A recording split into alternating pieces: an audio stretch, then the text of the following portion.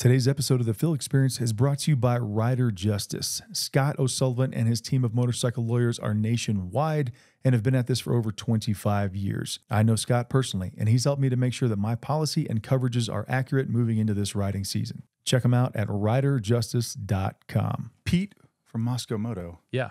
Welcome, dude. Thank you. Thanks for having me. And for context, we are in Pete's trailer in BFE, Moab, Utah. Area BFE. BFE. Is this where you had the lizard? Yeah, we had Dusty Lizard here last weekend. So this is a really cool venue. And they had the Hard Enduro Championships here the weekend before. So it's a really cool venue. It's like 15 miles outside of Moab. Mm-hmm. And it's like nestled in this classic. You can't see it because we have all the blinds drawn, but we're in the middle of these like cool Moab rocks and trees. And there's hard enduro trails right on the property and snow-capped peaks off in the distance. It's just like an awesome place to have an event. Yeah, it was a little bit, I won't say tentative, but I rolled in here. I'm thinking, you said campsite, and I'm like, private property. Yeah. I'm like, next time I'm going to see is like trespassers will be shot or something. I'm just like, where am I? They've got like 500 acres here. So this is somebody, do you obviously know the people that own this and they allow you to put on this event every year? Yeah, or? for money. Yeah. And but what's really cool is they have their own trails right here on the property, plus access to BLM land and all the classic Moab routes that go around through this area. So it's just we had 400 people out here. So it was a pretty good size event. We had a band, we had music at night. I mean, just super cool. It's called the Dusty Lizard. Yeah. We do 4 to 5 of them a year. And we move it around to like the really epic riding locations. So this year we're here in Moab, we'll be in Death Valley, we'll be in Silverton, Colorado, which is in the middle of like the Alpine Loop. We'll do one in our backyard in the Gifford Pinchot in Washington. And then we'll do one in Baja probably next winter. So we pick the really famous spots where like, if you're like a beginner rider, you've probably heard about them and you really want to go. But if you're like an expert rider, you've probably been there before, but you want to go back because they're just that good. Yeah. So, you know, like Alpine Loop, Baja, Death Valley, Moab, Baja, these are the real like marquee kind of dual sport destinations. That's cool. That are accessible from the Western US. So that's where, and so the event is called the Dusty Lizard and it just moves around. It's super fun. It's like half riding and half like community building and making new friends. They're very, very fun. So you're going to be in Silverton this year? Yeah. I want to come back to that because I have a camping experience in Silverton I want to talk to you about. But the cool part about preparing for a show like this is like, well, first of all, you kind of epitomize the reason why I started doing what I'm doing. Like, yes, moto industry, but like interesting people that have led interesting lives. Door? The door's open. I'll get it. You got it. Camper. I'll probably leave that in too. That's what makes it interesting. Yeah. Interesting people, interesting lives, interesting locations. Tripping over stuff. All right. Interesting people that have led interesting lives. And like, I read your bio. Obviously, I knew the brand, but I'm like, I'm on a mission to like give people a look that they haven't seen before or heard before, right? So it'd be easy to get you on here or get you on video and be like, tell me about the Reckless 40. Tell me about your innovations. Tell me about your gear, which is all great stuff. But I'm like, who is Pete, right? So if you open Instagram, a lot of times, Pete from Mosko, like very recognizable, right? Yeah. So I'm like, who is this guy that I see about that. on my clips all the time?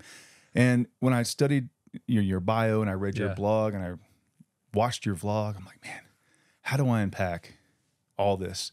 One thing that you said as I was setting up that I want to start with, I think is very interesting. I kind of feel the same way sometimes is we both create content.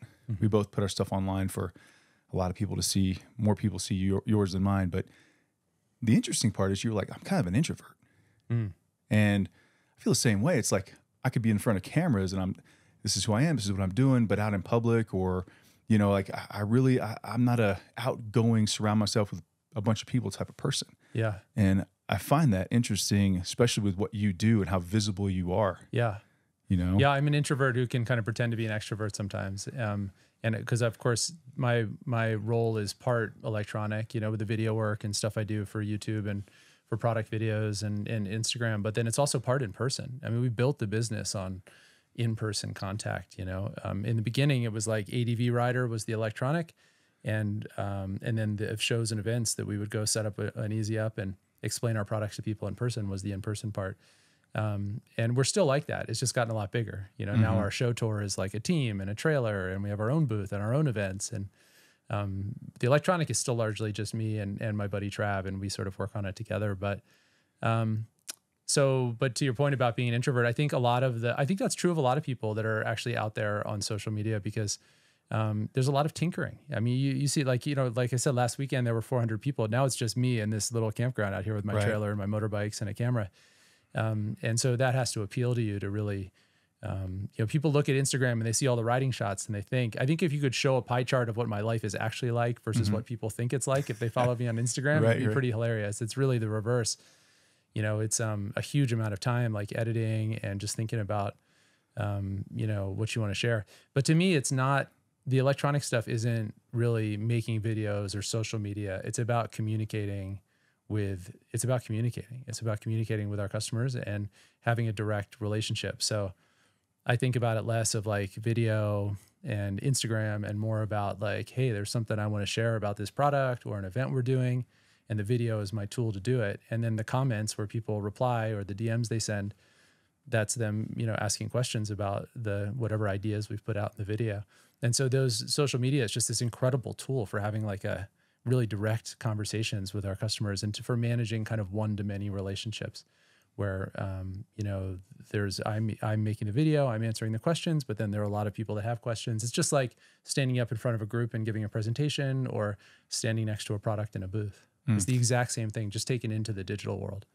And you wrote something on your blog that I thought was ties in with that. And you said a year ago, and you wrote this like a year ago, so 2 years ago, your phone was full of photos. Yeah. And now it's full of videos. Yeah. Right. And I think, and I'm going to paraphrase here, but you were like, you know, forums and blogs, written blogs and all that. It's kind of old school internet. Yeah. And now here we are in an age where short attention span clips and, you know, even 6-7 minute videos are the thing. Yeah. It's an interesting transition. 6 or 7 minutes. Oh man, that's like cinema. Full production. I'm talking 12 seconds. 12 man. seconds. Yeah. No, I'm kidding. My product videos are still in the 6 or 7 minute range, but I mean, which is long nowadays. But that's how it's gone. I mean, I feel like I'm like the least likely person. I fought against cameras. I used to hate going on rides with people with GoPros. I felt like they were just always like fiddling around with them and they were never working right and the batteries were always dead and like. I was like, I never wanted to go on content trips. Like when we were doing photo shoots and video shoots for the business, I'd always try to avoid it. So I was worried it was going to like ruin motorcycling for me.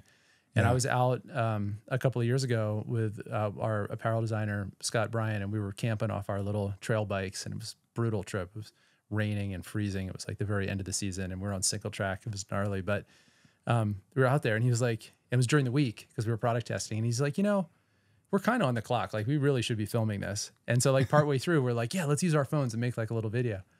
And that just started, that was like the initial tug on this little thread that I've been pulling ever since. And it was like a month later, I had my first GoPro. I mean, this is just 2 or 3 years ago. Oh, wow. 3 years ago. And I'd always made the product videos for the company, but I always hated it. And I would just procrastinate it and I would just do them in one take because I didn't know how to edit. And so they were those classic long rambling YouTube videos where it's just like, I'm just making it up as I go along.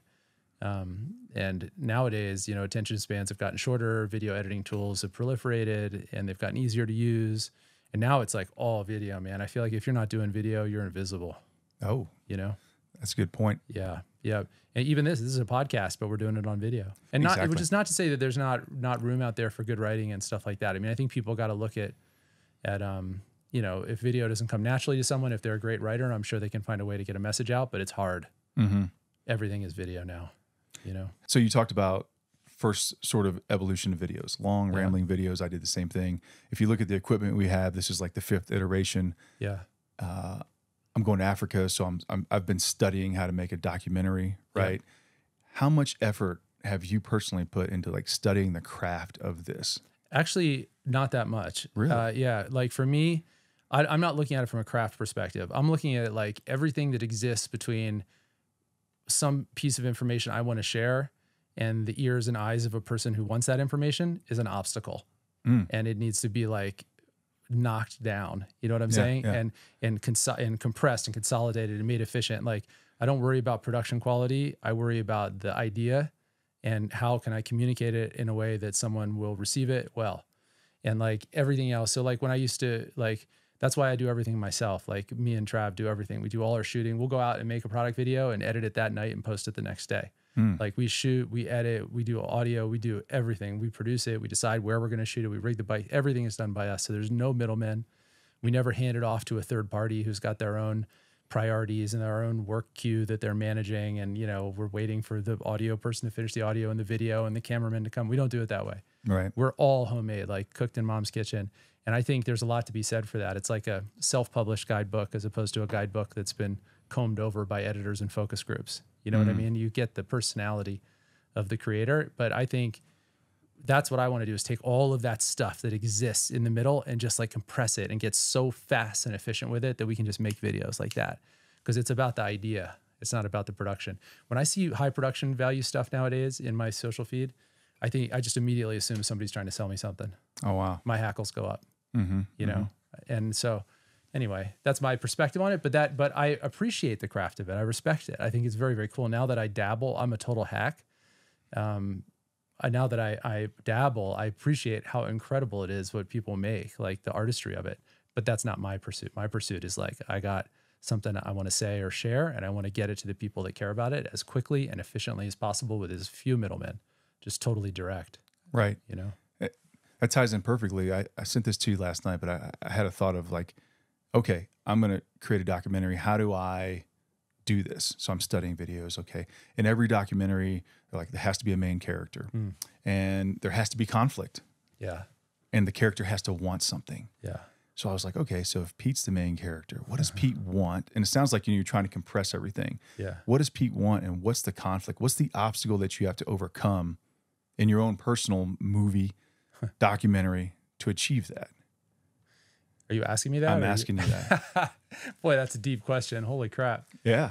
I mean, I'm a pretty unsettled person. You know what I'm saying? Like I'm unsettled. There's not really any scenario I could even lay out for you that you could plot me into, and I would say, "Oh, I'm happy, I'm satisfied." So I'm restless, you know. Yeah. And that's why being on the road works so well for me. I've sort of been on the road on and off since I was a kid, you know. And there have been chapters of my life where I did settle, and all sorts of bad behavior cropped up, you know. So I like to be on the move. So I'm fundamentally an unsettled person, you know. Yeah. And I'm okay with that. I'm 49. I've grown into it. But if you're talking business, as you said, you described me as the CEO of Mosko, which is certainly one facet of my personality. And I business-wise, I'm, you know, we're very ambitious. And you know, it's interesting with Mosko because like I went to business school, you know, I have a really weird circuitous educational past. I don't have a high school diploma, but I have a degree from business school, as weird as that sounds.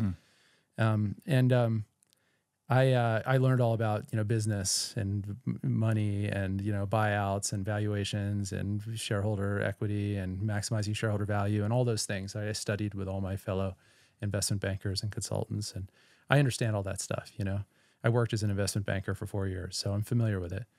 I'm also, I live in a little outdoor town called Hood River, and I'm kind of familiar with the lifestyle companies, you know, where you have an owner who's sort of like, just really focused on supporting their lifestyle, whatever that is, and the business is a source of income, or free time or whatever. And I don't really want to be either of those, you know, like I always bristle when people describe us as a lifestyle company, but I think there are other versions of companies out there, you know, like I also like the thought of these kind of private equity owned, you know, businesses that focus only on shareholder value and EBITDA and all that stuff are kind of gross to me also, you know, and they usually fail in the long term with those businesses where that's really all they have at their soul. You see these incredible companies that get handed over to, you know, so-called financial professionals and they just destroy them, you know? So this is a roundabout answer, but we're a very, very ambitious company, but I think our ambition is not really encapsulated in our EBITDA or revenue or budgets and things like that, like the corporate company. And it's not really encapsulated in sort of free time and supporting a lifestyle either, like a lifestyle company. I think our ambition is like product focused. It's design focused. It's creative, you know? So like when we think about where we want to be in a few years, we think in terms of product categories and individual products, you know, in subcategories. Like, okay, we're going to do a touring jacket. How do we make the best fucking touring jacket? That's an incredibly motivating goal. And you don't have to be thinking about EBITDA or, you know, thinking about your lifestyle when you pursue that ambition. Does that make sense? That makes so like total we're sense. Ambitious as shit. We're competitive, but we're not competitive like a bunch of, you know, investment bankers. You know what I'm saying? We're competitive in the product sphere. And like when we set out to do something, you know, we definitely don't always get it right out of the gate. And we're like quick to recognize that. And because we sell direct, like if we make a product and people aren't stoked, boy, we get that message fast. Right. I mean, that phone starts ringing immediately, you know, and then we're like, oh shit, we screwed up. And then we take that information and we're like right on it, you know, for the next order. And so we're very ambitious, but it's in that sphere. It's in the product and creative sphere. And yet I feel that, you know, there's like a tension to be balanced there between all of those goals, because you do still need to run a successful business. You got to make money. You got to generate EBITDA. You got to meet your commitments and make your payroll. And also you got to have a life. So you balance all those things. But does that make sense? It makes total sense. And you flashed or triggered a memory. I watched a reel, Elon Musk, he was talking about MBAs. And he was like, you know, he was talking the problem with MBAs. And fast forward to the end of the reel, he's like, why don't you just focus on making your product or service better? Yeah. That's it. Like, that's it. Less meetings, less this or that. And I know I'm oversimplifying it, but I think what you said resonates with that sort of mantra. Yeah, I think that's true. And he's a, you know, controversial person, but an interesting example. Yeah. And also someone who talks very, very directly to the world through, you know, his Twitter and things like that. But it's another interesting thing that exists nowadays is like business leaders speaking directly. You know, it used to be the business leader hid behind many layers of assistants and marketing and departments and middle management. And now people are out, he's out talking. Right. Know? It's interesting. I love how you tee that up for me, because part of that was going to be, you know, your title, CEO, right? Yeah. So I've interacted with a couple in my career, and I always found them, like you said, layers, or if you meet them in person, they're almost sort of aloof and distant, or a false sort of like, hey, how you doing? High five, right? But it's like that's not who you fake, are. Yeah. It's totally fake. Yeah. So within your title and within your company, like what? And you obviously spent time in corporate America. How do you want to shape the vision of what you are in that role? Well, it's changing all the time. And the reality is, like, you know, Mosko, I actually hate the title CEO. Somebody has to hold it. Right. But I sort of hate it. My other title is co-founder and crash tester. And I actually have business cards that say that. And that's normally what I hand out. The CEO cards are for like vendors and stuff. Mosko doesn't need a whole lot of CEOing. You know what I mean? We're not a huge company, first of all. You know, we're not as tiny as we used to be, that's for sure, but we're not huge. But we've built a team of individuals who are just like incredibly self-motivated and self-managing. And that's what we look for. You know, we're not a business that's a bunch of sort of boxes on an org chart with numbers in them, and somebody comes and joins the company, takes over one of those boxes, and we hand them a book of SOPs and say, follow these. This is like, when you come in, like, we don't want a number, we want a person. So like, if you come and join our business, it's like, you're going to do the role your way. And when you're done and you find a solution, it's going to have your fingerprints all over it. And that makes for a very interesting looking business, you know? And so in terms of my role as a CEO, I really love working with people who don't require a whole lot of top-down management. And I think we've built an entire company of that, which is a wonderful feeling. And so I don't know what I would do if I sat around the office trying to CEO all day.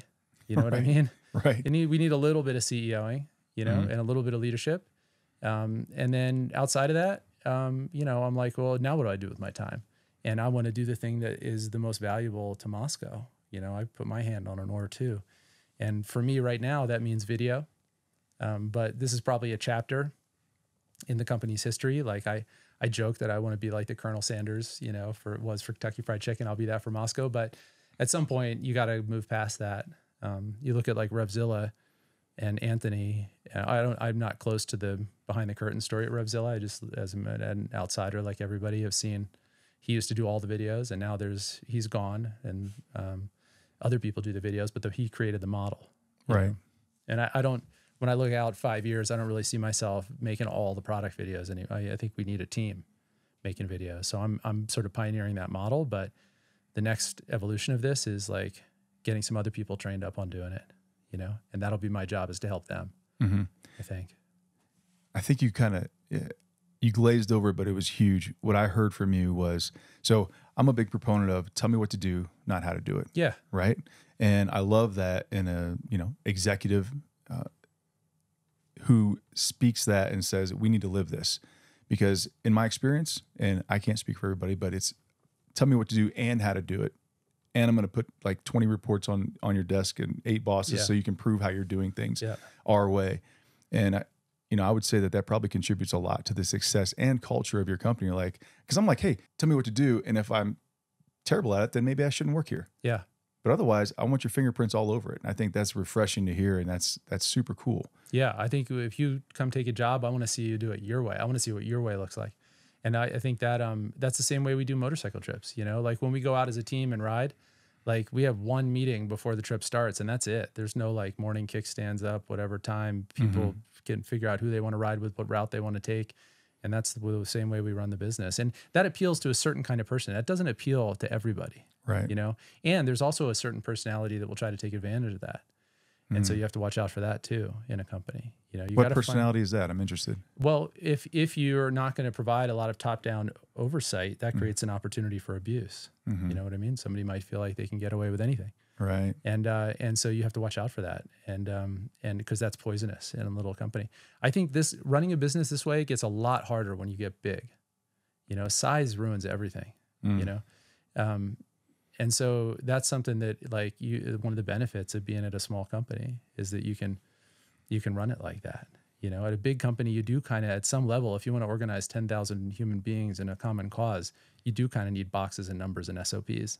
Right. But when you're a small, creative, product focused company, then you can run it this way. And it's a lot more fun. And it provides a lot more space for everyone in the company to be themselves, And I think the sum total of that, the outcome of that is a more creative product, which then succeeds in the marketplace. So how much is enough then, right? If size ruins everything, which I think it does too. Yeah. And you love innovating, you love creating, you're going to be a victim of your own success, right? The company's going to grow, more products, more people. How much is enough? That could be. Well, this is enough right now. I mean, enough if like people always say that in business terms, like how much money or whatever. Shit, I got enough money right now and I don't even have that much, but it doesn't take much for me. Right. But how many product categories, how many killer products? Yeah, I don't know. That is an interesting question. And it's something that we wrestle with sort of, I mean, at Mosko is like, we have to face some of those questions because our ambition on the product side is like a little bit insatiable. Right. If I'm being honest, I can't really imagine us running out of shit that we want to create. So yeah, I don't know if I have a great answer to that, but I think, what I do know, I see this more and more as I get older and we talk about being unsettled and like contradictory goals for the business and stuff like this. This is a really central one, is, that if you're successful, success and growth tend to go together. And so how do you get better without necessarily getting bigger? And we face, even with this event series, the Dusty Lizard, we're now in our second full year of official Dusty Lizards, really our third year of Dusty Lizards. And it's kind of grown up and people have come and had nice experiences and more people are going to want to come. But just like a town or a ski hill or a trail or a restaurant, too many people, growth can totally change the vibe. What happens when you get above 400 people? Suddenly, what does that imply for the type of venue you have to choose? Are we just going to go around to fairgrounds? Right. You know what I mean? Right. And so like, yeah, how do you control that? Yeah, I don't know. I don't have an answer, but I do think there's an optimal size for a business. And I could tell you, I couldn't peg it on revenue. But I think if you interviewed a lot of entrepreneurs at the end of their career and asked them to reflect back on their favorite years, they would have a favorite years, and it probably wasn't at the end when it was at its largest. Does that make sense? Yeah, it does. Yeah. Because we talk about, I don't know if you've heard of it, it's called the rocking chair test. It's, think of the age. I'm 85 years old. I'm on my porch in my rocking chair, and I'm thinking back over my life, over your life. And it's like, what are you like, man, I really enjoyed that, or that made me successful, or that put love in my heart, or whatever it is. And I would think it's not about how much money I made. Probably the people that I shared it with, my family. I saw another reel. I love watching reels, but they asked this billionaire, like, what made you successful? And he was like, when I'm this old, my kids still come to see me. Right. So we can talk about products and money and CEOing and businesses and all that stuff. But I think when you're in that rocking chair, I mean, what are you going to reflect back on and be like, that's what it was? Yeah. And for me, like, I'm not married. I don't have kids. I don't plan to. And so the business is all of that for me. Yeah. You know, and so it's much more than just numbers in a spreadsheet. Absolutely. Absolutely. And we can talk about what drives you, all the things, but I'm more interested in what scares you, professionally and personally. I think you can find out a lot about somebody when you're like, it really scares me. And scare is not like I'm afraid for my life, although sometimes I am. But personally, I'm absolutely afraid of being alone. Like I need somebody in my life. I have a great girlfriend right now. She's fantastic. I think, when you acknowledge and you're vulnerable and you're like, these things absolutely terrify me. And there's other things too, but I think that says a lot about a person. I think we can dig. You say, well, what motivates me? Well, I wake up and I hit a freaking cold plunge and I go work out and I lift weights and I do all the things, right? And I read a book, run a marathon. I'm like, oh, great, man, cool. But when you're vulnerable and you can open up and be like, man, this is the stuff that's my blind spot, or that I'm not good enough at, or I'm afraid. Like, for example, this podcast that we're doing right now, every day I have anxiety and I'm like, is it going to be good enough? Is anybody going to care? Driving up here, I was reviewing my notes. I'm like, I hope I do this right. Right. What are some of those buttons in your life? Well, I think I worry a lot about letting people down, about letting customers down, like putting out a product that doesn't fulfill their expectations, or letting our team down, like making a bad business decision or an irresponsible decision and having a financial consequence of that results in layoffs, or, things like that. I worry a lot. I'm a little bit of a pleaser, like I want people to be stoked. And so I worry about that. That's something. Yeah. I mean, that's probably, you could just apply that to any part of my life and say, yeah, that's where my fears reside, letting people down. And because of that, I don't, worry about making a bad decision. I've made plenty of bad decisions and things in my business career that had real consequences, and I hate it, even though I know it's part of it, and then in a maybe less vulnerable, less interesting way, I worry about getting injured, because I spend a lot of time on a bike, right? And I worry about what that would. I've been injured also a lot on motorcycles, by the way. But what would a serious debilitating injury, given my age and the amount of time I spend on bikes and have spent on bikes and the places I travel, what would happen if I was to get injured in a way that I was unable to ride, and then what would that mean for my role in the company and stuff like that?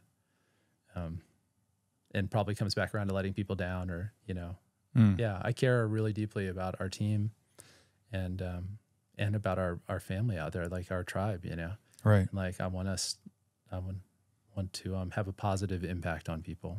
Yeah. What's your, we talk about it, the fears, mistakes. Do you have any like big regrets? And I'll start with the one too. I'll kind of tee it off. I lost a lot of years to ego. One of my biggest regrets, how much money I'm making, whatever the title, and I didn't make a ton of money, but the title I had, right? I look back at that person, I'm like, my God, what happened there? A lot of regrets surrounding that. But, it kind of led me on the path I am now. Yeah. But, in your own personal life or professional life, do you have any big ones? I can't honestly say. Regret is such a weird word. And like, when people say, oh, well, it all got me to where I am now. Like, I actually do believe that. I really think that. I feel that. But like, have I made a lot of missteps? Yeah, for sure. I got out of, I mean, shit, you could go way back. I don't even know where to start. I mean, sometimes I feel like my life is just connecting one failure to the next. Yeah. But like in recent history, I bought a business a long time ago and right out of business school, and I ran it for 10 years, and it did amazing for 5 years, and then it did absolutely horrible for 5 years. And it was very, very painful chapter in my life, layoffs and missing, violating bank covenants and not fulfilling board expectations and having to essentially dismantle the company that I'd built. And it was just a really terrible time. And so, of course, there are all sorts of things from that decade-long chapter that I look back and try to haggle with myself in my head. What if I'd done this? What if I'd done that? Do I regret any of that? No, I really don't. I really don't regret it. But do I feel ashamed of some things or decisions I made and stuff like that? Sure. And then, you know, with drugs and alcohol too, you know, I'm sober now. I've been sober for about a little over 6 years, but, boy, I've done a lot of crazy things under the influence. And, you know, probably there's definitely some regrets in there, actually, maybe a little too personal for this podcast, but I'm happy now that, I got to have all those. There were also lots of good experiences too, and lots of wild experiences, you know, and, all those are part of my resume too. And I don't regret it from that perspective, you know, and now it's neat that I got to do all that. And now I get to be this, you know, healthy and sober and a different outlook on life.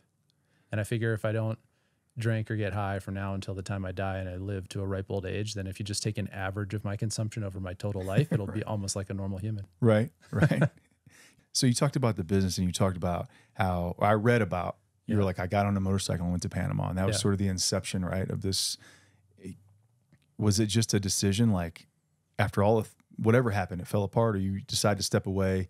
You're like, I'm going to Panama. Like what was about Panama that made it? Well, it wasn't actually, you know, I was actually I was kind of headed south. Okay. Would be more so than Panama. I was just headed south, you know, indeterminate length, you know, and it was mainly because I was burned out. You know, I'd had this incredible kind of run where dropped out of high school to, and living out on the road and out on the streets, and then coming back and returning to school and getting a college degree, and then working as an investment banker and having the company grow and be successful, and then getting into a prestigious business school and getting a degree and getting out and buying a business, and things starts going to the moon like right away. And I had this like streak, you know what I mean? Where it was like, it just seemed like everything I touched turned to gold, you know? And then suddenly it just flipped, you know? And suddenly, it seemed like I couldn't make anything go, you know? And it just like, no matter what I tried, it seemed to fail. What was the question again? I forgot. That's okay. Why Panama? Why? So where I'm going with this is like to do that, right? Because people get caught in the matrix, right? And I don't say caught, but it's like, that's the only choice is like, well, I got to make this work. And you're like, I'm unplugging. I'm going south. Right. I was trying to lead up to like, so I was fried. Yeah. I was fucking fried. Yeah. You know, when I got to that, but when I finally got out of that business after having that 10-year streak and then just like crushed for 5 years where it seemed like everything I touched turned to shit, you know? And so, so I was like, just didn't really know what to do. And I was able to do it financially. And I was like, I'd been doing a lot of big international motorcycle trips for quite a while before that. And I was like, fuck it, this is it, man. I'm just going to get on my bike and go south, and I don't know what's next. You know, I was drinking a lot then too. And I just headed out and just was like, what's going to happen? I don't know what I'm going to do next. Everything, I couldn't get excited about anything. Anything I thought about doing next to my career, I was like, there's just no tingle, no fire. You know, it was like, there were some things I could have done that would have been very logical ways to make money or next steps in my career. Or, and whenever I thought about them, I just got like a little nauseous. You know what I mean? Yeah. And so I headed out on this trip, and it was on the trip. There was a company based in the Gorge where I live, in a small town called Dakine. They were a big bag manufacturer, and it's a small town, so they were a big deal in my little town. And so I knew that there was kind of a cluster of bag making expertise there. And I got introduced to Andrew, who's now my business partner. He's an industrial designer, and he was their senior bag designer at the time. And I was out traveling on this trip, and we started communicating about the idea of like, the question I was asking was like, okay, you know, why is there such a huge difference between the stuff that you can get for backpacking and mountain biking and stuff like that versus what you get from motorsports? Motorsports is like Cabela's Bass Pro level quality. Right. And you know, then the outdoor is like REI stuff, you know, like Patagonia, Arc'teryx, North Face. Wouldn't there be room to do something like that in motorsports? He rides too, Andrew. Okay. And so that dialogue actually happened while I was traveling on that trip, that initial dialogue. And that ultimately became the seedling that grew into Mosko, you know? So, so that was what happened. So you asked me about, you know, what I was doing then. I was headed out I didn't know how long I was going to be gone or where I was even headed. I would have got to Panama. And if I hadn't gotten in a terrible crash in Honduras, I probably would have continued on down into South America. But as it was, the trip ended short, and here we are. You wrote about, there's something geographically, how do I say it, satisfying about reaching the pointy tip of a continent. Yeah. I think that's pretty cool. Yeah, there is. I mean, I think that's why Ushuaia is such a desirable destination, you know, or for that matter, Prudhoe Bay, or what's the one in Canada, Tuck. But yeah, people love those, you know, just like reaching the tip, you know. It's boy, South America has the most dramatic one. But same with Cape Town, and you know. Have you done Prudhoe Bay? No, I haven't actually. I worked in Alaska for 3 years in the fish canneries. And never, I think I originally went up there thinking I would go up to Prudhoe Bay. I was going to hitchhike. This was a long time ago. Right. And I ended up getting up to Alaska and running out of money, and I just ended up in the canneries like everybody else. Right. Yeah, I that's on the bucket list, Prudhoe Bay. Yeah. I don't know if you could have your pick, and you might have your pick, optimal bike to go from, say, here to Prudhoe Bay. Probably it's a big bike. It's a big bike. Yeah, it's a big bike because you got to cover some miles. Yeah. It'd be pretty hard to do that and you know, ride gnarly terrain all the way up there. It's just not practical. Yeah, I think you'd get on a GS or something, you know, probably nothing smaller than an 890.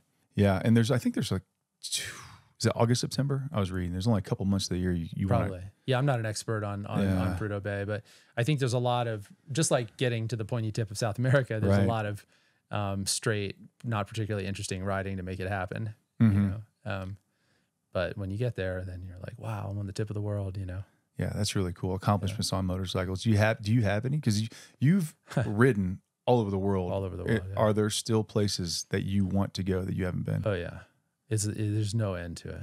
Yeah. I mean, I'm like, you know, one of the things is I travel mostly in the winter. So that means there's a hole in the U.S. winter, which blocks off a huge part of the globe in terms of what's accessible. So I'm particularly enchanted by those places because I've just never really had the opportunity to go to them. But I also just love every trip I've done in Africa, and it's been a lot now, and I just want to keep going back. You know. Yeah, let's stick to Africa a little bit because I'm going to Namibia. Yeah, have you been there? No, I haven't. Yeah, so I'm going to Africa, and you know, I would say it's a little, I'll say intimidating. It is a little intimidating. So a 40-hour flight. Yeah. You got all the stuff. You're going to another country, and I'm doing their online research, and I'm super stoked about it. But yeah, it's not the U.S. It's not anything close to the U.S., right? And there's a lot of stuff trying to kill you. Yeah. So I just think that's super fascinating. Where have you ridden in Africa? Oh boy, I've done a bunch of trips there. I mean, I've ridden in South Africa. I've done a bunch of trips in East Africa. I was just in Kenya and Tanzania, but I've ridden also through like Uganda, Rwanda, Burundi, Ethiopia, West Africa, like Togo, Cote d'Ivoire, Ghana, Liberia, Sierra Leone. I've done a bunch of trips there. Yeah, that's a bunch. Yeah. Not one place. I'm going to Namibia. You're like, I've ridden the whole continent. No, I haven't ridden. There's so much. That's the thing. There's so much. It's so huge, and every country is so different, and every valley can be different, like in the more tribal areas. And I just think it's a really neat place to visit, and I think there is a collective global fear of the quote unquote dark continent, and that's an interesting fear to like pick apart and say what's truly at the root of that.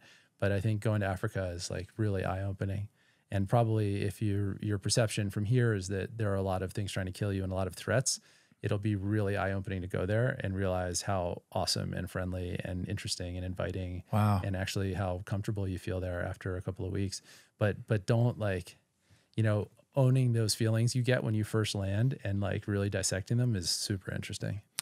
Yeah. And I was talking mostly about the animals because I was reading a bunch about, they were like, don't get between a hippo and water, or like a rhino or a lion or something. I was like, man, but that probably won't happen. Right. You know what I mean? That's there's just so much.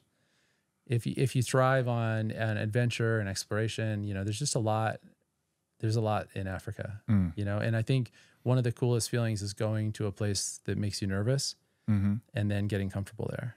Oh yeah. And Africa offers that in spades, you know, like it's like, there's just so many different places that you can go and have those experiences. And it's like, it might be literally just picking a country has a history of instability or, you know, State Department warning or something like that. And then going there and realizing like, wow, this is great, you know, and just like making friends and kind of exploring it. I don't know. I just like facing some of those fears and conquering them and then having a good outcome. That's a great cycle to repeat. I like that. I think I actually wrote it down. I highlighted the word anxiety because I was thinking about your travels, and I was like, he's everywhere all the time on motorcycles all around the world. And, we talk about social media, we talk about 24/7 news cycle. There's so much to make you anxious. There's so much to be afraid of, I guess you could say. And you wrote in one of your blog posts, a normal year, wars and monkeypox and all the things. And it's like, one could sit at home and be like, I don't want to go anywhere because of this thing that's happening or that thing that's happening. And, I kind of want to isolate. And you're like, nah, I'm going to embrace that. I'm going to go all over the world. I'm going to travel. And I think that's something that would initially make a lot of people very uncomfortable. Yeah.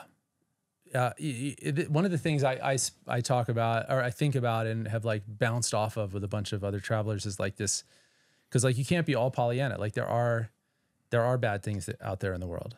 Bad things do happen to travelers. There was a horrendous story of a couple motorcycle travelers in India just a few weeks ago that was all over social media. And these things happen, and we know they happen, but they don't happen as much. When the human brain can't like accurately assess a risk, it tends to like vastly overstate it, whether it's a shark attack or an avalanche or a plane crash. Like if we don't really internalize, if we can't totally get our heads around the actual risk, then we just blow it out of proportion. And so there are people who see the whole world as threats and every trip as a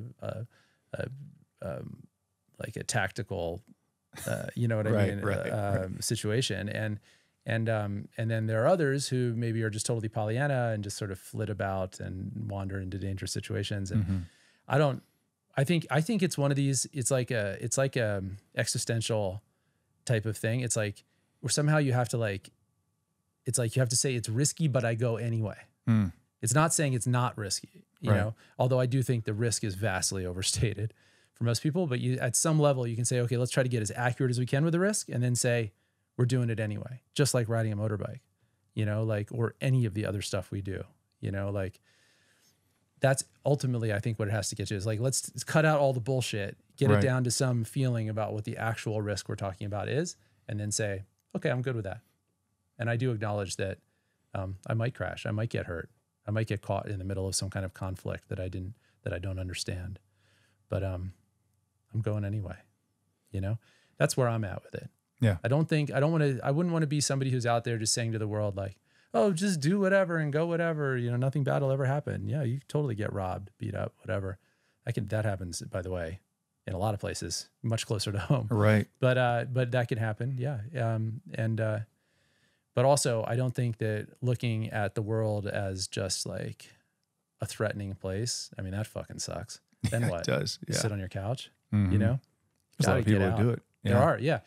Being afraid of the rest of the world, that's terrible, man. I mean, you can be afraid of the rest of the world, and that can send you towards a different outcome that you ought to be more afraid of, which is not doing anything, going anywhere. That's also super risky. Absolutely. What an uninspired life. So like, I don't know. I think at some level, just like all this stuff, you got to say, yeah, cool. It's risky. I'm good with it. Yeah. Hey guys, it's Phil. You can make sure to support this channel by liking, subscribing, and do me a favor and leave a comment below. I'll make sure to respond to it. Thanks for watching. Thanks for listening. Let's get back to the episode. I think it's good to assess it, do a little bit of research. Okay, it's this, it's that. Yeah. Okay, now at least I have a little bit of knowledge instead of, like you said, Polly, and I'm just going to insert myself, and whatever happens, happens, right?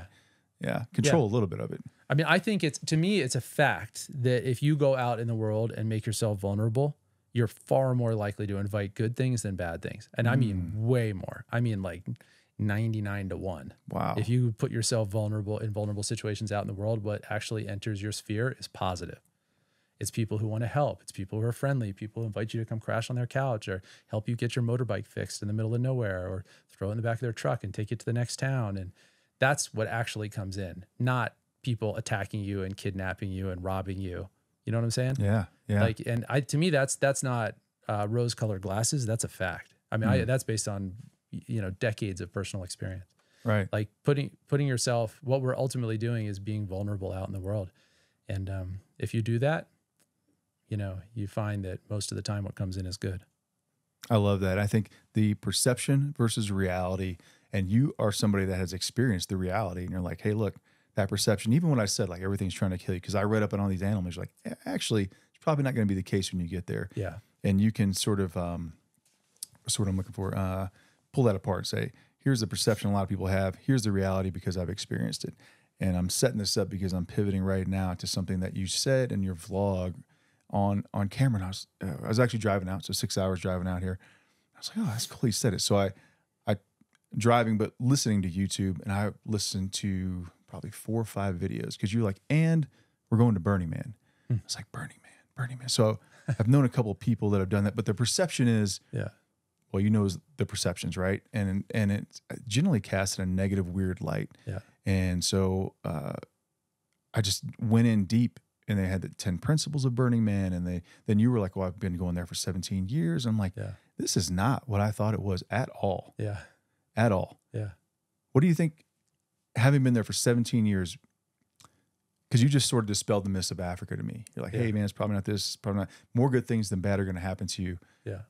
How would you encapsulate Burning Man in that? Like, if you could, like, it's a big thing. You've been going, but like, all the misconceptions, all the bad perceptions, but you're like, dude, it's a totally positive experience. Yeah. I mean, it has been for me, and I don't really, I love Burning Man. I've had great experiences there. That's why I keep going back, and I put so much into it. But also I don't want to sound, it seems so trite for like another business leader goes to Burning Man,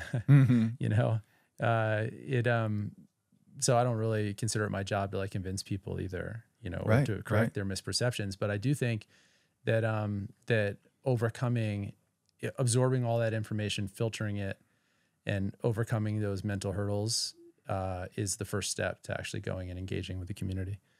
And I think at this point, Burning Man is so big and has been around so long and attracts so many different people that if you have a bunch of preconceived notions that you'd like to fulfill or that you'd like to prove, you can certainly go to your Google search bar and find whatever evidence you need. Right. Yeah, so if you want to say it's a big, hippie fest, go to Google. You'll find the images to support that. If you want to say it's a gutter punk, you go to Google, you'll find those images. You want it to be a swinger orgy, you can find that too, or a drug fest, whatever.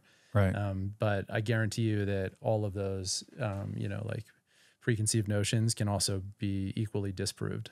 You know, it's a very, very unique thing, Burning Man. And I don't have a great, there's not a lot of great like models to point to and say, oh, it's like this or like that. It's if 90,000 people go, they have 90,000 different experiences. It's like a city.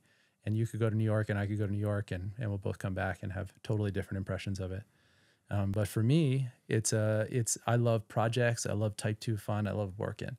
I love creating things. And it's just a huge celebration of that for me. And so that's what I get from it. And I love, like we make these mutant vehicles, these like really kind of tricked out things that we take there. And then, you kind of tinker away on it with your buddies all year, and then you take it there and deliver it, and you see people interact with it and have fun on it and have experiences on it. And like, that's so gratifying. And that feeling, and it's not like any of that credit comes back to you. They don't know it's your thing that they're climbing around on, but you just look at them having a good time. And you're like, fuck yeah, that feels good, man. Right. And that, I think Burning Man like runs on that feeling. And so people build things that you just can't even believe. And to go there and see it and interact with it yourself and be that sort of wide-eyed, excited person and like find out what their original vision was and meet the person behind it and figure out, oh my God, how does that thing even move around? How does that, like some big octopus that spits fire, like how does that fire work? And you're kind of like trying to figure it out. And I love it. The engineering, the creativity, and like it really, it's a lot of work, Burning Man. It's not for for people that don't want to work. It's a place where it takes a lot of work to put that city together, a lot of creativity, and to be part of that feels great. I don't know if that answers your question. It does. I wanted to get into a little bit because I thought there were some principles and I was listening to them. I guess we don't have time to go through all of them. Some I found interesting, and one, obviously inclusivity and the fact of participation. Like you, I won't say are expected to, you can correct me if I'm wrong. You need to participation and also gifting. Yeah. And we kind of clarified that a little bit last night over text, but it's like gifting of yourself or whatever it is with no expectation of return. And I thought that was super, super cool. Yeah, I think that's like a misperception. A lot of people hear the term gifting as one of the principles of Burning Man, and they think that means like, oh, you walk around and hand out bracelets, and people do that. That's like the kind of first level of understanding of it. But I think, it applies much more broadly to like, I don't give away stuff at Burning Man. I haven't done that since like my first year. You know, now I build things. Yeah, that's my gift, is like my time and money that I put into building these cool vehicles that then hopefully I bring them there just to provide experiences to other people and to see them enjoy it. And I think that's a really cool, pure feeling. And that's what everybody's doing there, you know? And so the sum total of that with 90,000 people is just this like otherworldly environment and just such a high level of stimulation. Like if you thrive on stimulation, which a lot of us that do this kind of international travel and moto and stuff like that, man, there is no more stimulating place on earth than the playa during Burning Man. It's cool. But, so back to that, I mean, I think the idea of, and I think there's some lessons like that can transition into like normal life from that stuff too. Just like, I think a lot of us at this age have had that feeling of like, wow, when you just like kind of cruise around and do good things for other people, it's amazing how much comes back to you. But it takes a while. Like if you just run around looking out for yourself, life is hard, man. You know, most people who think that way don't get what they want. You know, the most people who think about other people and do things for other people and without really expecting anything back find that life lines up for them, you know? You're kind of leading me down the path here, because the question was going to be, do you take those principles and apply them in your everyday life? And you obviously do. But you said, you know, life is hard. Like, and generally speaking, I think people do tend to look out for themselves. Yeah. Like only, exclusively. Yeah. It's all about me. And the most experience I've had with that has been, you know, in the corporate sector or whatever, but it's like, it's all about me. It's all about me. Yeah. But to your point, I think the more you give, the more you get, but not with the intention of getting, right? It feels good to give. It feels good to contribute to the hive with no expectation of return in your everyday life or in business or anything, right? Yeah. But it takes a while to develop the confidence in that formula, you know? But then when you have that aha moment, it's pretty wild, you know? I can think back on my own life and like the evolution of, you know, and I think a lot of it is getting older. A lot of it is having experiences, and good and bad experiences. But when you get to a point where you have that aha moment and you're like, oh man, this is what it's about. Yeah. Like when I hear about the inception of Mosko, I don't think you were sitting on a bike in Panama or wherever it was, and you're like, how can we make the most money? Because you'd already made a lot of money, right? And I didn't sit in my office like, how can I make something that's going to make me a lot of money? I said, how can I do what I love to do? Yeah. And you're like, I want to build, I want to innovate, I want to create. Yeah. And I think when you do that first, when that comes first, the rest follows. Yep. I think that's right. And I think, I think Burning Man is a neat place to have little experiments, you know, and to kind of like, it's like a big petri dish, you know, and it's a limited amount of time and it's isolated from your other life. And so you can go there and try things. And, you know, I see that a lot. Like we have a camp and vehicles, and I see the business getting ideas from the camp and from the vehicles, and then things from the business being translated into kind of Burning Man in our community there. I see this like tag team between the two things that happens all the time. And in the middle, we have like the Unrally, which is an event we do, not a Mosko event, something we do outside. But it's sort of like our own little mini moto and overland inspired Burning Man that we do in June every year. And that's like a little bit of both worlds. And then you have the Dusty Lizard, which clearly, you know, these events like what I was here for, which clearly could trace its roots back to Burning Man, but is actually totally in the commercial sector. I mean, it's officially a Mosko event and has our flags and banners all over it. So I think it's great to have like, you got your business, and then over here you have your kind of creative petri dish that you can kind of experiment and try things and just do anything with relatively low consequences, you know? And maybe you can get into the logistics a little bit, but there are camps and then there's attendees, right? Yeah. And the purpose of the camps is you create. Yeah, the camps provide some kind of there's a bunch, I kind of summarize it. And by the way, just to be clear, I'm not with Burning Man official. I'm just a participant. Okay. I'm one of the 90,000. So for me to talk, if it sounds like I'm talking authoritatively about how Burning Man is, like I'm just a dude with a ticket, right? But I think of it as like, you got camps, you got mutant vehicles, you got art, and then you have infrastructure. And those are kind of the building blocks. And those are all different avenues for participating in the event. So typically camps have something of value that they provide back to the community. And so that could be a theme, like they have a bar, or they're a nightclub, or they're a gym, or they're a church, or they have AA meetings, or whatever or they serve breakfast and coffee in the mornings. I don't know how many, there's thousands of these camps. Like you can't you won't even see a fraction of them when you go. there's a roller skating rink, or they serve snow cones or whatever, just kids playground. I mean, this is like everything you can imagine. And so they you have like a kind of a group, almost like it's kind of tribal in a way. It's like a tribe that unites around a theme and like, hey, this is what we want to provide to the community. And it takes money and work to do that. So they pool their resources and they build something. Maybe it's 20 people or maybe it's 500, but they all come together. Maybe they build a huge sound stage and have DJs that come for the week or whatever. None of that stuff that you see at Burning Man is provided by Burning Man. It's all provided by the participants. So Burning Man just creates the infrastructure, the streets, the tickets, negotiates with the BLM and the sheriffs, creates the opportunity for all of us to go there and do our thing. And that's the infrastructure piece. And then the art is just these huge, massive art installations that you can kind of climb on and play with and interact with that are kind of scattered over this miles and miles of open desert. And there's more of them than you could possibly see in a week. And so people unite to kind of create this artwork also. Some of it takes hundreds of people working all year to pull it off, and millions of dollars. Oh, wow. And then you have mutant vehicles, which is like what we have. So we have a camp that's dedicated to supporting our mutant vehicles. And that's our contribution to the community. We build these vehicles, we bring them down there, we operate them, and then pack them up and take them home. And so we have a camp of about 50 people. And last year we had about 7 mutant vehicles in our camp. And so that's what we do. We get them there, we set them up, we maintain them during the week, we operate them, we make sure they go to the right places and get lots of people getting on them and getting off of them and having rides, and then bring them back and pack them up and head home.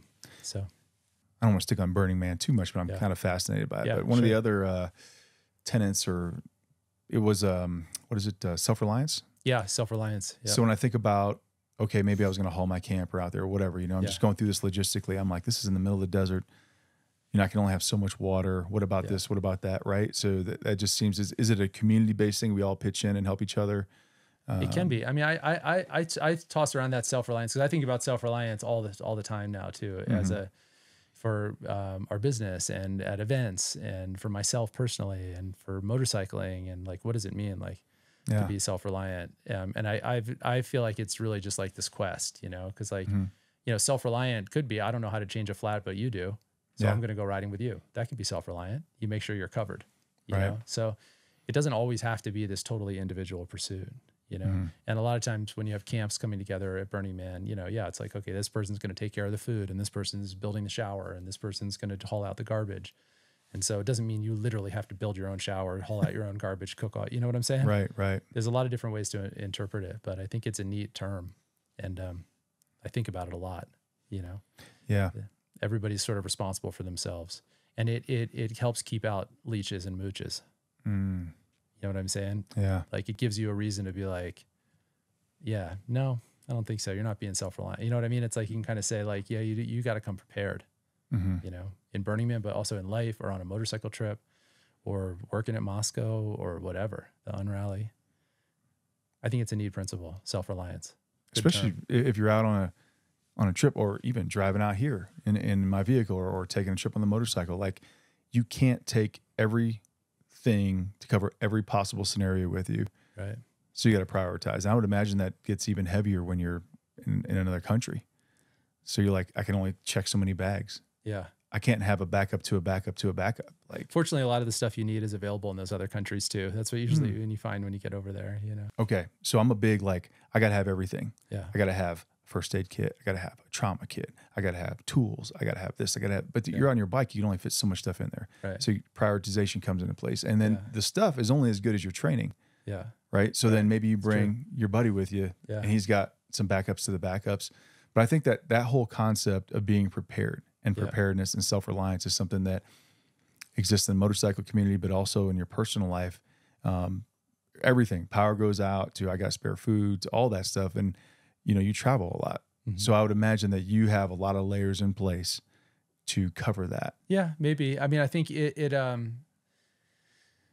I think self-reliance is a quest more than a thing, a specific objective that you then achieve. You know what I mean? And I think we all know that sometimes running minimal is super cool too. Like, you want to go ultralight, and so you want to be on a smaller bike and ride in really tough terrain, and so you're going to eliminate some of these things and scale down your first aid kit. And am I saying that that's not being self-reliant? You shouldn't do it? I don't think so. I think that's cool too. I I don't know if I have all the answers, just more like, I think, that you just do your best and you try to move in a general direction in life towards self-reliance. You know, you mentioned before, if you're open, honest, and kind, or you go to these countries and 99% of good things are going to happen to you. I also think, I'll share my own personal experience with self-reliance or sort of allowing things to happen. It can almost free your mind a little bit. So my girlfriend is very much like, I've taken road trips with like a bottle of water in the car, you know, and I'm like, what? You mean you didn't have every possible tool? Yeah. And so we've gone out, even camping, and I'm like taken maybe a fraction of what I normally would. And then everything works out. And you're like, man, that was nice. Yeah. I don't need to have anxiety about every possible scenario that could happen to me on this trip. Or did the odds just come up in your favor, but it was actually a bad decision? That's, you know, you could just drive yourself crazy thinking about this stuff. Yeah. But again, I'm not sure that there's totally a right answer. I think it's just more of a quest. You know what I mean? You never really get there, but it's just something you think about. I mean, like you nowadays with like inReaches and stuff like that. I mean, the reality is like a lot of your problems can be solved just by hitting an SOS button, and that's self-reliant. You got the device, you brought it, you paid for the service, they're making money. Everybody wins, you know? And so that can be self-reliant.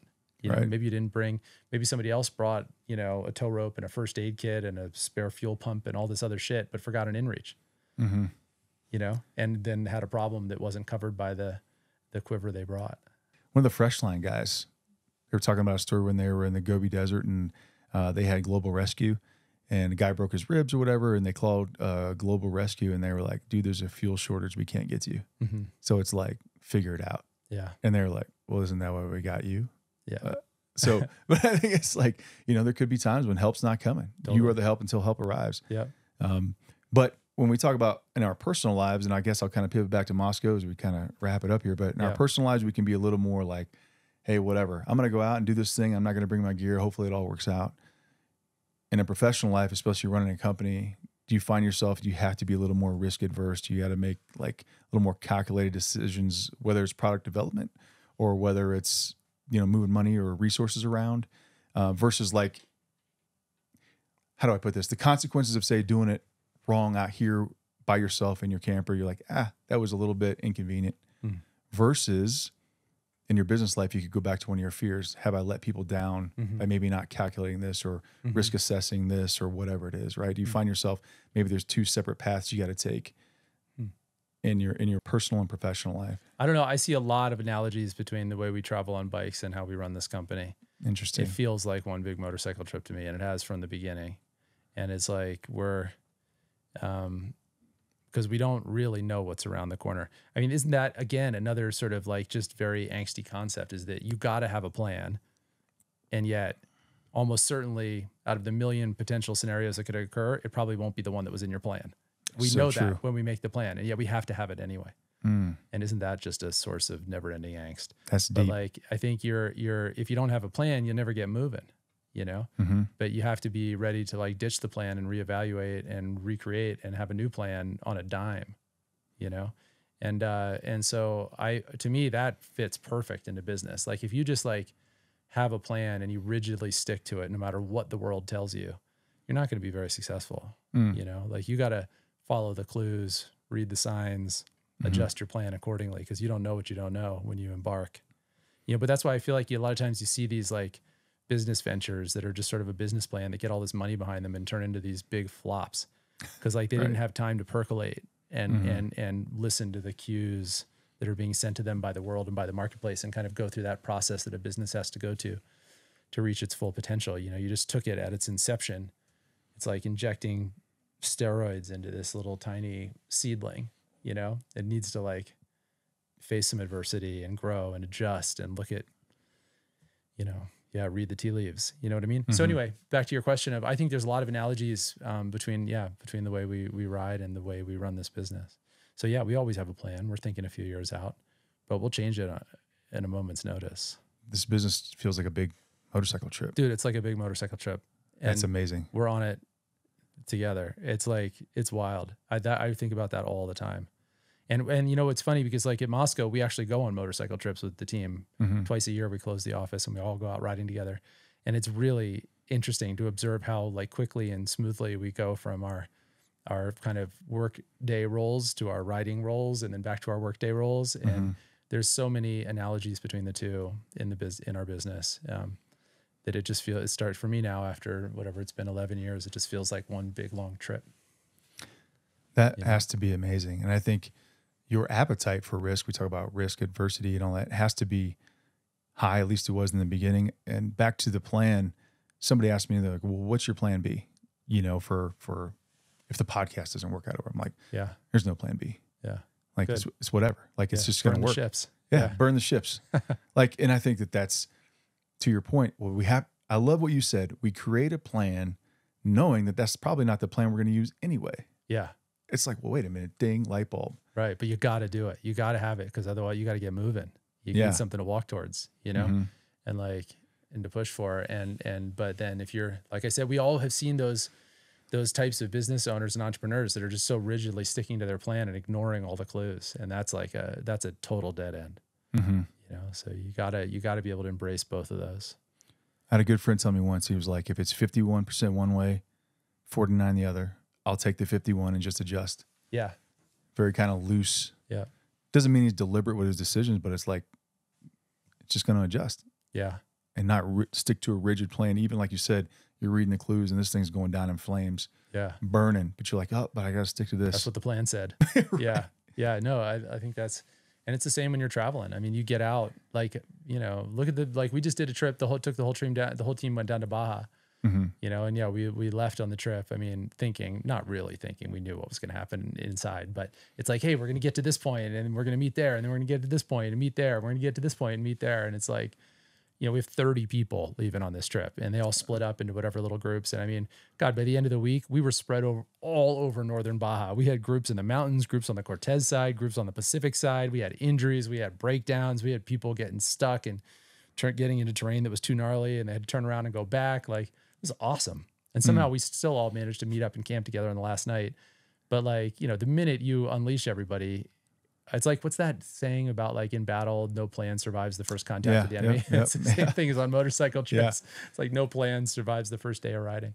Yeah. You know, you get out there and see what's really going to happen and then adjust. And it's the exact fucking same thing with business, man.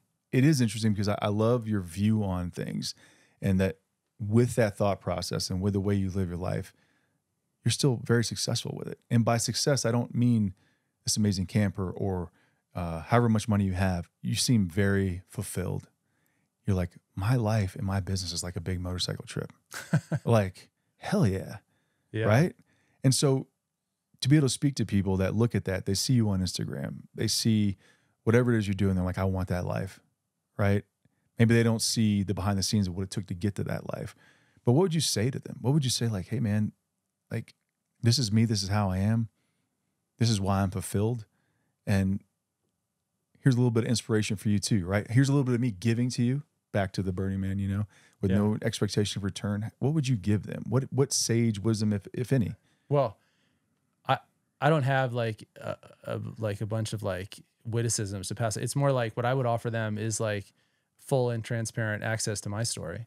And then they can take that and it becomes one more data point in their own story. You know what I'm saying? Yeah. Like I don't like, it's not like you should do this. It's more like, well, here's what I did. Yeah. And then you can take that information and that becomes a data point. You mix it up with all the other data points and you plot your own course, you know? And like this worked for me. Like but that doesn't mean that like everybody just run out and pick your favorite sport and start making bags for it or something like that. I mean, right. You know what I'm saying? Yeah. But you gotta be excited about it. I mean, I think to be successful, in my old business, I had the experience of making a product that I didn't have any personal connection to. And that's fine when it's going well. Anybody can get excited about a business that's doing well, but what happens when it turns tough? What carries you through those periods where you're not making money and, you know, people aren't celebrating your accomplishments? How do you get through those periods when you're not like super proud and invested in what you're putting out into the world? And so I think you can get excited about a lot of different things and a lot of different types of challenges. And for me, this is that, but I think everybody has to find their own version of that. And because we spend so much time in our careers, but you know, also it's easy for me. I'm so like, you know, think about like business and the company and products and all this stuff, but it's like people find that sense of purpose through their children or through their church or through their hobbies, you know what I mean? Or through their causes, like environmental causes or whatever, or, you know, by being of service. Like there's so many different ways to find meaning. So it doesn't mean everybody has to find that from their career, you know, but if you want it from your career, you better find something that you're really passionate about and invested in. At least that's what I did, and it seems to be working. I made the mistake, and you hit it. Meaning, purpose. I think you sacrificed some of that, or I know I did personally, for titles or comp plan or whatever. And then ultimately, you're not, at least I wasn't, fulfilled at all. Yeah. And I interviewed my friend Scott. He runs a jiu-jitsu gym in Evergreen, Colorado. And he was like, dude, because I knew him when he was like starting out and like ground zero, you know, borrowing someone's closet to teach classes in or whatever. And he was like, I would do this if I had one student. Yeah. He's like, I love it that much. And to your point, that level of purpose, find something you love, find something where you're willing to drive 13 hours round trip to do this, right? Like, I love it. Yeah. I absolutely love it. And I think it comes through that you love what you do. You love making your life and your business is a motorcycle trip. Yeah. I mean, that's super inspiring. Yeah. Cool. Yeah. I'm glad. And I like, for people out there that are, you know, thinking about doing, like when people hit me up, I get like emails from people wanting to start a business, or they've watched how we've done it and stuff like that, and they have questions to ask. And I love getting that stuff. And I'm like wide open and stoked to help people, and people help me getting this business rolling, you know? And like, so and I don't really put myself out there as like this big success story. I mean, we're doing well at the moment, but there's tough times ahead. That's just like the nature of business, man. Yeah. And, but if people are curious about how we did it, I mean, you've seen the blog, you've seen the stuff I put out on Instagram, like we're an open book, man. Like I'm happy to share my experiences with people, and if that helps them on their own journeys, you know. That's fantastic. I love the fact that you're accessible, right? Yeah. People hit you up like, I'm doing this thing. Like, well, let me give you, I don't know how many DMs would you say you get a week? It's becoming a lot. It's I have help with some of my DMs now, and I'm still struggling to stay afloat on them. And so that's one of the things about social media, you know, is like that it does allow you to have these kind of one-to-many relationships, you know, which can be a little bit difficult to scale at a certain point, but I'm working on it. That's awesome. You know, I try really hard. Yeah. So to keep up with it all. But just the fact that you're, sorry to interrupt, but you're like, hey, Phil, like, would you like to come out? We'll do it from my camper trailer. Yeah. Like, dude, what? Of course. Yeah. Like, that's awesome. Yeah. Good. Yeah. No, I want that. And I want to be, one of the things that's been so great for us at Mosko is just like, I think a lot of people, a lot of businesses have a curtain that they sort of hide behind. And a lot of times that curtain is marketing and branding. You know, it's like they've put a lot of time and research into trying to figure out what you want them to be. And then they spend an equal amount of time and money trying to tell you that they're that, whatever that is. Right. But it's like totally phony, you know? And I think for us, it's been more of a 10-year mission to just dissolve the curtain. You know what I'm saying? And that is also a type of marketing. It's like, we're not like, this is just us and who we are, man. And we put it all out there, you know, and that includes the foibles and mistakes, and the whole process of building the business is all documented in the blog. And I'm happy to, I love chatting about business with people. Yeah. People got starting a business and I can help in some way, man. I'm all about it. I love it. I think that authenticity, you know, got the shirt, be authentic. I think that's something that I recognize, and I recognize in you guys, and you're like, this is who we are, man. Yeah. This is who we are. No curtain. You see what, you know, you get what you get. And you know, what's a great thing if you do that and you put that out there and your brand becomes that. So your brand is a real genuine representation of who you are as people. Other people, like-minded people, see that and they come around. And suddenly you look around, you realize like, whoa, man, check it out. Like, look at all these awesome people that were around. Like, this is like our people, you know? Yeah. You build a tribe, and like, that's a great, great feeling. And I feel that with Mosko. I felt it at the Dusty Lizard last weekend. You know, it's like that thing that you put out there in the world becomes a bat signal, and other people, other like-minded people respond to it and they come around. And then suddenly you find yourself just like surrounded with like-minded, cool, awesome folks. And like, to me, that's like something, a service that a brand can provide that's like really, really cool. Yeah. You know, that's super cool, man. It can be a gathering point. The whole concept of community, everything from Burning Man to the Lizard to the Unrally, everything. And your banner's high and people are kind of flocking around it. I love it. Isn't it crazy to see what you've built? Yeah, it's a trip. It's a trip. Yeah. But we're not done. I mean, we're still like, we're building, and we'll never be done, man. This is just like a big creative project. We're